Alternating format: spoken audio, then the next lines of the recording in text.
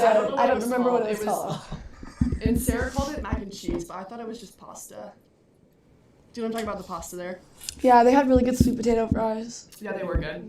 And salad and hummus. And everything. It was yummy. Yeah. But no, it was really good. It was fun. It was a really great time. It was fun. Probably better than being stuck in the hotel. Yeah. Especially on long away trips, like I hate just sitting in my hotel room. Yeah, on those days in between games, it's long and you just rot in your room. There's shrines of Harper that you get to go, find a young baby Harper on the wall. Or there was a lot of things like that, actually. Yeah, it was cute. She has a big house. Very homey.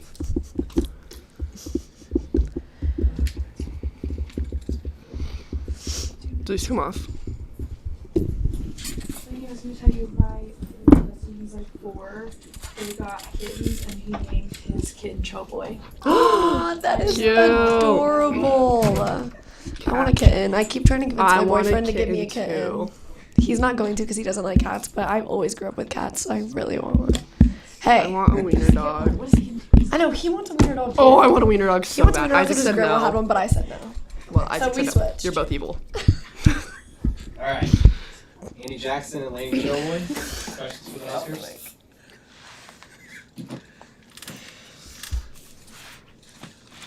Andy, you get the Defensive Player of the Week. How much, we've talked about it a couple times, but how much progress do you feel you've made defensively this season?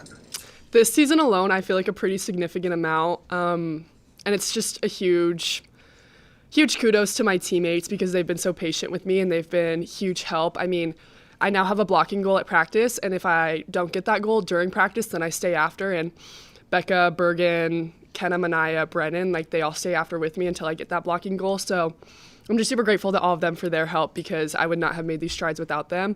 But yeah, this season especially, I feel like I've, like blocking wise for sure, have made huge strides. Not only like stuff blocks, but just getting more touches. What is that blocking goal? It's 4 stuffs per practice, which seems minimal, but when you get live play, like we're rotating a lot, especially now that we have 4 middles, it's a little bit less time on the court during practice with the drills that we do. And there's nothing wrong with that. It's really great because then you get to watch and you learn while watching the other middles, but it kind of shrinks your time a little bit to get those 4 stuff. So it goes by quick, and if I don't get that goal, then after practice we go to the wood court, and all the middles work on something differently, so all of us have a different goal, but that's mine specifically, and everyone helps each other get their goal at the end. How much pride as a team right now have you guys taken this streak of not losing any sets? A lot. I mean, it's a really big deal, especially in the Big Ten. I mean, everyone knows the Big Ten is a really, really good volleyball conference, and it's not easy. We're going to get everyone's best shot at Nebraska. We know that people really want to beat us, and it's going to be a dogfight every single time. So I just think that's something to really be proud of, and we're not done yet. I mean, there's still a lot of work to go, and we're only, 5 weeks in, so we don't want to take it for granted. I think at the beginning of the season we talked about it with Danny, but before every game we smell the roses, we enjoy it, soak it up for what it is, but then at the same time we have work to do, and we're not done. Amy, how have you got about embracing your role no matter what the role is? Because it's changed a few times this season. Yeah. I don't know. I think me and Liv are just always kind of going at it, but we're also always cheering each other on. So we know that if it switches back and forth again, like we're still going to be each other's supporters. And I think it can be really difficult going in and out of that position, but I think that we've both handled it really, really well, and just trying to bring what we bring all the time, no matter what role we're in. And if we're DSing that game, we're still going to try to bring everything that we would bring if we were libero. So I don't know. It's been difficult, but also like our coaches have really, especially I don't know about Liv, but like for me, like they've really instilled belief in me, which I'm not, gonna take for granted. So that's really nice. What's the challenge of just with pass receive, playing different roles and different spots, play next to different people? How have you handled that? That's probably the most challenging thing. Going from like DS, even if they're targeting you, like like it's coming to you and you kind of know your role and whatever, and then turning into libero it's like you have to take more seams and you have to pass next to people that you haven't really passed next to for the last couple of games. So I think that can be difficult, but we work on it in practice a lot. So I think that we just are going to keep improving in that area. And you're playing both left and right back in practice, or switching that? Mostly just left back, but I played right back my first 2 years here, so I feel like it would be an easy transition. Troy Gannon last night on the video said that there's the potential of playing NCAA tournament games at PBA maybe this year, maybe just in a future period. Now that you guys have experienced both venues, what as players, what would you guys prefer? Wait, sorry, playing what? The potential of playing NCAA tournament games at PBA. Oh, tournament games. I would love it. I would love it as well. I loved PBA. It was a really cool environment. I thought they did a great job with it and hosting. So, I mean, I'm all for that because it was a really, really fun environment, like I said. And, I mean, it's basically a home game. So, can't complain. Yeah, that's my first time hearing about that, about what he said. But I really loved PBA. Just everybody there was amazing, and like even the gym, and usually passing in bigger gyms is a lot harder, but I felt like in PBA it just felt super comfortable. Andy, what are the biggest ways you feel like this team is better than last year's team? Wow, that's a great question. Wow, let me think on that for a second. I know coming off of last season, both last year's team and this year's teams are so different, and I would not say that one was better than the other. I think both teams really have their strong suits. And I think that's what makes both of them so special. And this year's team has been so fun to get to know. And Lainey can attest to this. We just have our team this year has a much different personality than last year. And I'm not saying that's a bad thing, nor like, I don't want to say nor a good thing, but I don't want to say it's a bad thing. So, yeah, I don't know. I don't know how to answer your question, really. I'm going to be honest, because I love both teams, and it's just been a real joy to see the different personalities on each team.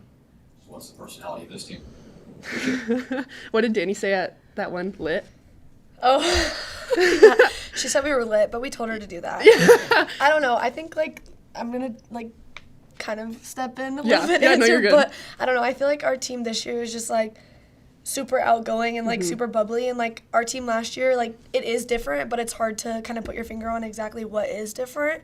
Both are just amazing teams, obviously, but I don't know. I feel like this year it's like everyone's just unapologetically themselves, and you know, we're all just okay with that. So yeah, and I feel like you're able to tell on the media. I mean, we do really fun things during timeouts and dance on the bench, and we have really fun cheers. And not that we haven't done that in the past, but like Lainey said, I just feel like there's so much personality on this team, and you can really see that. So it's just been really, really fun to get to see that. Andy hit 400 or better in every Big Ten match so far, hitting 574. How have you been able to find so much consistency, especially after kind of an up and down non-conference?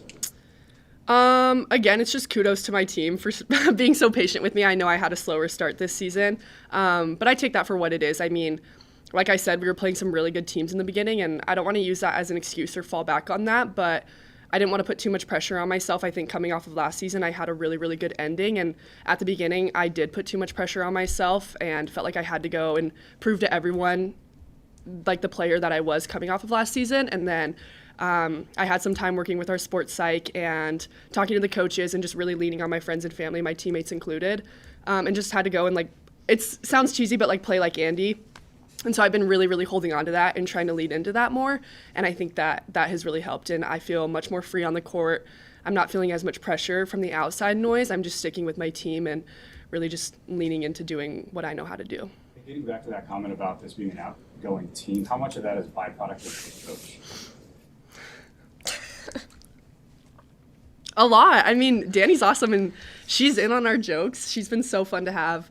Because she's just a girl, you know what I mean? Like, it's just so fun to talk to her because she just gets it. Like, she's played here before, she knows what it takes, and I respect her so much for who she is, everything that she does, and she knows the game, and she's competitive, but at the same time, she can have fun. You know, our practices are so competitive, but you never leave feeling like you didn't get better, and even if you didn't perform that well that day, like you still leave feeling fulfilled because you had fun with your teammates, you had fun with the coaches. So I would just say the environment is so fulfilling when you leave for that reason, because Danny knows, obviously there's a fine line between being spastic and having fun, but I think every practice, like, we do a really good job of, like, being on that fine line of having a lot of fun but still getting better. I don't know if you want to add to that. Hey, Andy, what's impressed you this year about Mania and her ability to come off the bench in the moments where Oh my gosh. Danny's after? Yeah, so much. Mania's such a great player, and her blocking is so good. Like,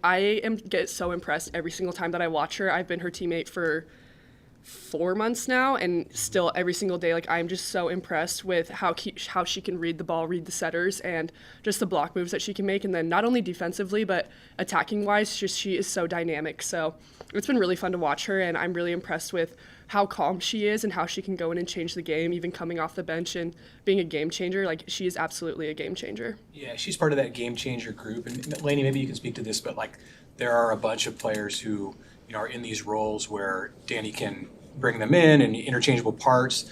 How much does that help the team, in your opinion, to have those pieces that can maybe make the players who generally start or play the most be rested and you know, at their best when needed? I think I've honestly been so impressed with this team's ability to come off the bench and still play like they've been playing the whole entire game. I think that it's kind of goes unnoticed a little bit on how hard it is to do that and, like, to come in cold off the bench and still perform well, and also have, like, a good mentality about it. But this team, I just think, has done such a good job. Like, no matter who comes in, it's seamless because we all trust each other and we all know each other's abilities. So, like, if Campbell and Allie do a dub sub, like, nobody freaks out. We all just know that they're going to come in and do what they need to do. So I just think that I've been really impressed with everybody that comes off the bench. Mm-hmm. Andy, you mentioned earlier this offseason that you and Bergen had to strip it down to the basics and just see ball, hit ball. Mm-hmm. Have you been able? I assume you've been able to build up kind of the more repertoire since then. What have you been able to do since you kind of went back to the basics? I mean, I think it's shown in the statistics, and not that those are everything, but clearly going into conference play, like, we've connected better. And I don't think, like I said in the beginning, like, there was nothing wrong with Bergen's setting. Like, it was all, I think I was just having an internal problem. I was having a personal problem at the beginning of the season, clearly.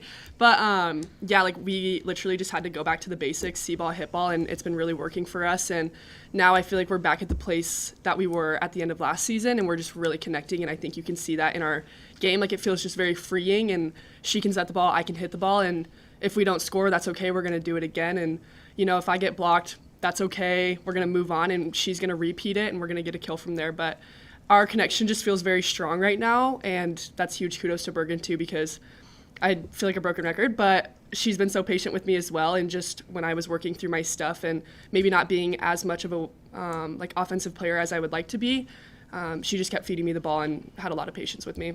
You mentioned that you weren't playing Andy Jackson volleyball. What is your ideal version of what is Andy Jackson volleyball? Just someone who plays free. Like I said, I was just putting way too much pressure on myself and feeling like I had to prove to everyone who I was, and I kind of got lost in what I was actually playing for and, like, the real reason that I love playing volleyball there for a minute.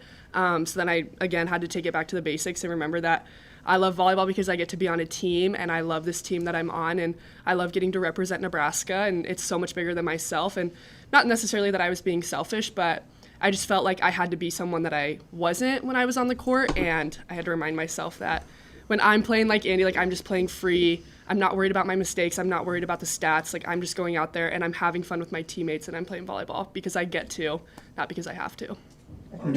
After the Michigan match, Danny was talking about the offensive improvement from last year, and she gave 25% of the credit to individual attackers improving, and then the other 75% to Bergen, and just the way she's setting, handling okay passes, and keeping everybody involved. What's your perspective on Bergen and the way that she's running the offense this season compared to maybe even last year? Yeah, she does a great job. I mean, if you look at our numbers, our offense is so well balanced between all of our attackers, and that's huge credit to our passers. I mean, they do an awesome job keeping Bergen on the net, and I know they work really hard in practice doing that. So Bergen's just done an awesome job balancing our offense. Like I said, it makes it really hard for other teams to play defense because they can't just stick to one player. You know, they have to worry about our entire front row, and so that's huge credit to her as a setter and her volleyball IQ. Lady, you guys have been on the road quite a bit. I think it's 5 of the last 6 have been away from here. How excited are you just for this weekend to be back inside this arena? We love home games. I mean, our fans are amazing. So I think we're really excited to be back. And away trips are great too because our fans travel, but there's nothing like being home at Devaney. Laney, Danny's talked a lot about having not just the best players, but the best position group, whether it be the best middles, the best setters. How much do you take that to heart as being the best back row possible, and how does it help kind of not knowing how much you're going to play from match to match, that role changing? I mean, obviously, I think our back row is really, really good, and it doesn't matter who's back there. I mean, we've obviously haven't lost a set since September 16th, and we've been in and out of positions all the time. So I think that it really doesn't matter who goes back there. We just want to win, and we want to perform well for our team, but also, like, in every position, but in our position, like, there's no finish line. It's like if I get it for 2 games and she gets it for 3 games, it doesn't really matter because we just want to win, and there's no end to it. It's like our end goal is a natty, and that's what we're working for. We're not working for, oh, like, let me be libero, da-da-da. Like, no, we're working for a national championship and to help our team win. All right, thank you. Thank you.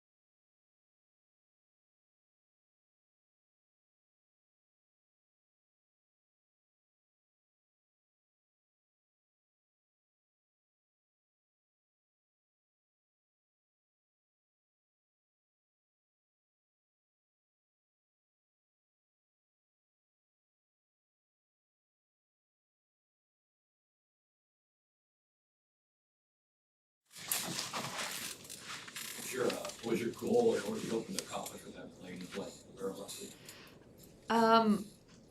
The goal was to continue to allow the players on our team to use their strengths and to showcase their strengths. And I feel like Lainey has done a good job becoming more consistent with her passing numbers. And so we wanted to give her a shot to make some of those electric defensive plays. And going up against teams that were left side hitter heavy, it just made sense.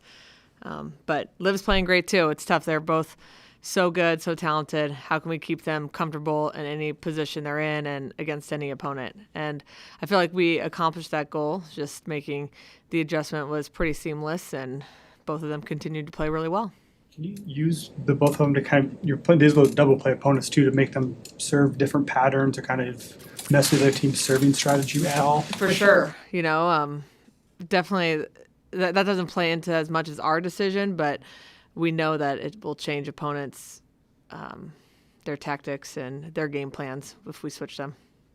How have you seen Lainey and Liv kind of adjust and embrace the fact that they could be a DS this week, they could be libero, and how are they kind of handling that? You know, the most important thing as a staff is that we, you know, are as honest as possible and try to communicate with them what we're doing and why.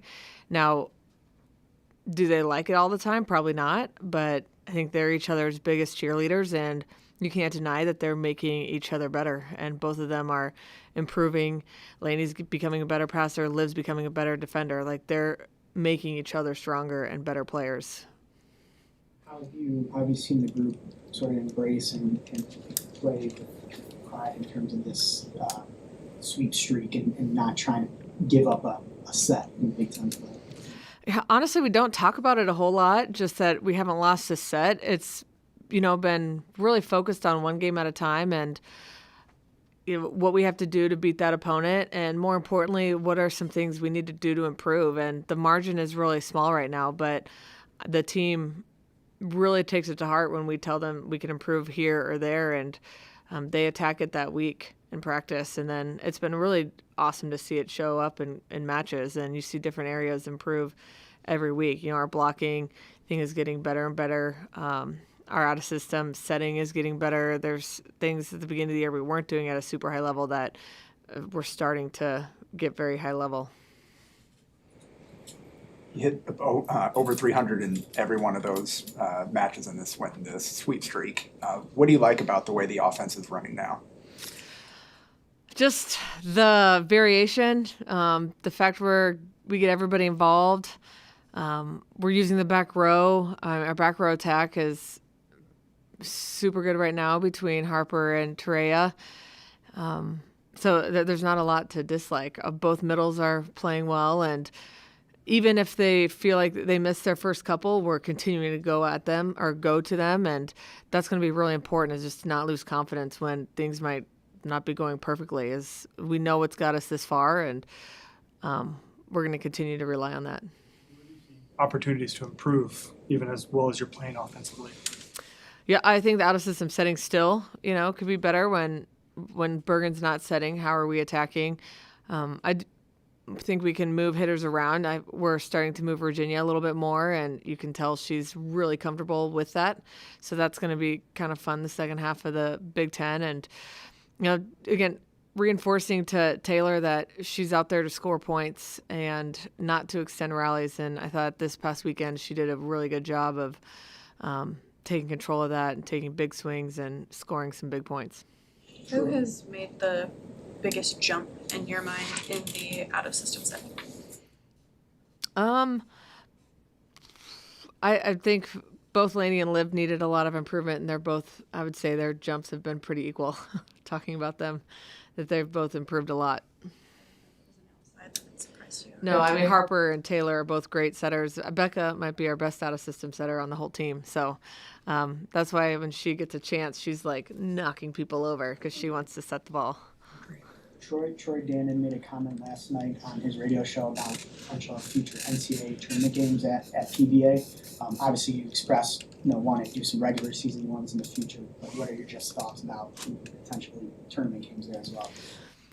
I've always been for growing the sport of volleyball and getting more eyes on us, and any team for that matter. So if we can double our fans, I don't know why we wouldn't do it. Now I know there's scheduling issues, which we'll work through. But, I mean, I do think the Vannie's a more home court advantage, but I don't think it's so significantly a home court advantage to keep 8,000 people out from watching us play. You also mentioned that playing in a non-traditional venue. I imagine does the same logic apply to that, or why are you open to possibly playing in the future years a non-traditional volleyball venue? Again, volleyball just continues to grow, and people want to put us on TV on major networks, and sometimes that might take thinking out of the box to get more eyes. So I'm open to it. Again, I don't want it to be a detriment to our team or the season or the record, but if it makes sense and people are going to do it the right way, I think we'll always be open to the conversation. Are you the one coming to him with venue ideas in those situations, or is Troy coming to you? It's mostly Troy coming to us, but I do think having the first serve at AVCA kind of proved that we can handle PBA, especially once in a while, maybe not every match, but I've always wondered why we didn't play more games down there. When you use the game changers, the players off the bench that they've called game changers, of course that's developing depth. What kind of an impact do you think that has on your starters, on the frontline players, to be able to take a seat and maybe not have to play every set, like the luxury that it provides you with them? I do think it allows them to stay fresh, and now we're to a point like you don't want anybody to get out of shape or feel like they can't finish a 5-game match, but it's working on balancing in practices, make sure that we stay in shape. But I think it also gives them a perspective. When you watch the game, you learn so much more, and then they can also watch their teammates and see maybe what they need to improve on, and then it creates an amazing atmosphere in practice where everybody feels open to give feedback and everybody feels like they can hold each other accountable because they've seen things in matches, and then they've seen the positive impact that those players can make. So I don't think it creates any doubt. I think it just reinforces that volleyball's the ultimate team sport and we need everybody. Is it unique? And you've seen play in other conferences and been around the game a lot. What you have, that luxury that you have to bring that group off the bench, is it as unique as it appears to be with this team? Like, have you seen anything like that before?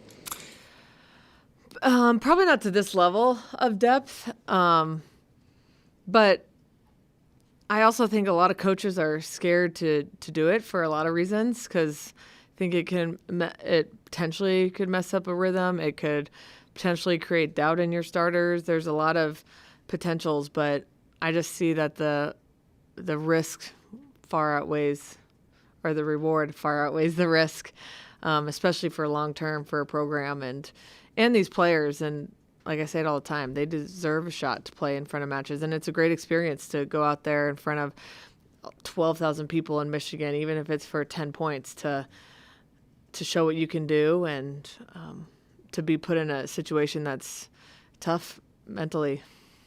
Couple more. I know you like to play that. It was a point to get Campbell out in front of her home state. Of course, I mean, we're in Michigan. Her club bought a bunch of tickets. She had a ton of family there. And she's been playing really well in practice and winning drills. So I wanted to make sure to get her in when it was appropriate, and so she could play in those matches. Yeah, just being back home this weekend, just your thoughts after being away 5 of the last 6 matches. It's always good to be back home and to be in our own beds and play in front of our fans. So not many more thoughts than that. Andy talked about how she was maybe in her head a little bit and struggled with some self-doubt early on in the season, but obviously she's really thrived as the season's gone on. What have you seen from her as far as getting comfortable with her role and her kind of responsibilities on this team?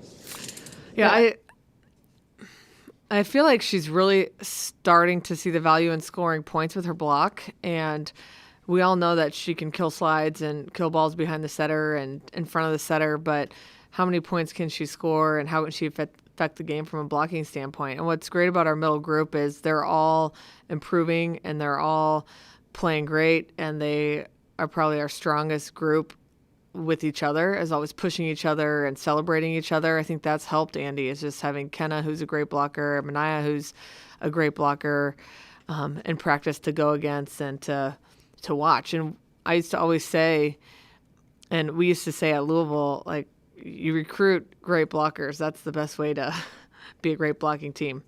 And Mania and Ken are great blockers, so Andy gets to watch them every single day, and so her blocking naturally has gotten so much better. And I've been super, super impressed with the moves she's made, and even the balls she doesn't block, she just looks so physical and more confident and more like, I'm going to get this block attitude. You mentioned that, I mean, the offensive production increases 75% Bergen, 25% hitters improving. What specifically in Bergen have you seen to allow that growth? I think there's some things that you can't really coach. She's doing at a high level. I was talking to John Cook the other night just about when and how she's using the back row. You know, that's just a feel thing, and that can change us so much from match to match. And it's pretty rare to be hitting that high out of the back row, no matter what team you're on. So that's a lot of credit to her when she's using it, that it's open. And so I think that number one. And, you know, I just think she's just kind of in that flow state. She's really confident, and she's starting to understand how her hitters can score and putting them in the best situation she can. And some of that, of course, we watch film and talk about it, but a lot of that's just on her and the feel when she's out there, the decisions she's making. All right, thank you, everybody. Thanks, everybody. Thanks.